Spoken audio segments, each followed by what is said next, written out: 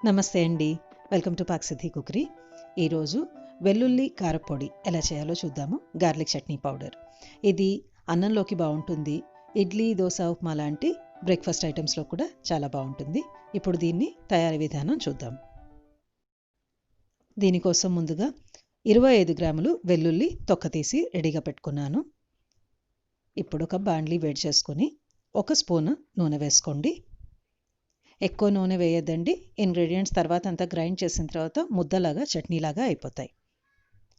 నూనె కాగిన తర్వాత 1 టేబుల్ స్పూన్ ధనియాలు, సగం టేబుల్ స్పూన్ జీలకర్ర, 1 టేబుల్ స్పూన్ శనగపప్పు, అర టేబుల్ స్పూన్ మినప్పప్పు, 1/8 స్పూన్ అంటే 10 నుండి 12 మెంతులు వేసుకుని మొదట దోరగా వేయించుకోండి.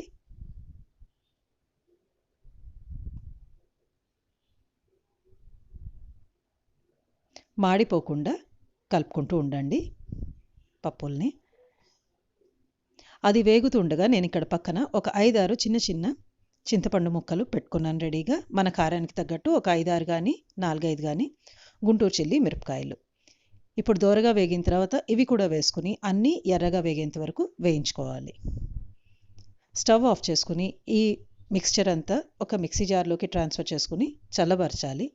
చల్లగా అయిన తర్వాత బరకబరగ్గా, మెత్తగా కాదు బరకబరగ్గా గ్రైండ్ చేసుకోవాలి. తర్వాత ఈ 25 గ్రాములు రెడీగా పెట్టుకున్న వెల్లుల్లి రెబ్బలు దీంట్లో వేసుకోవాలి.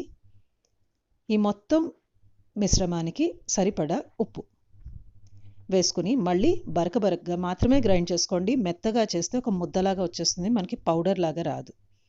చూడండి, ఇలా బరకబరగ్గా అక్కడక్కడ వెల్లుల్లి రెబ్బలు మనకి ముక్కలు ముక్కలుగా కనిపిస్తూనే ఉంటాయి. ఇలా ఉంటే అక్కడక్కడ తింటున్నప్పుడు ముక్క ముక్కగా తగిలి చాలా రుచిగా ఉంటుంది. తయారైంది. చాలా ఈజీగా 1/2 గంట 20 నిమిషాల్లో అయిపోతుంది. ఇది బయట పెట్టుకుంటే వారం రోజులు నిల్వ ఉంటుంది. అదే ఫ్రిడ్జ్లో అయితే కొన్ని నెలలు పాడకుండా ఉంటుంది. ఒకసారి తప్పకుండా చేసి చూడండి, అందరికీ నచ్చుతుంది. Bye bye.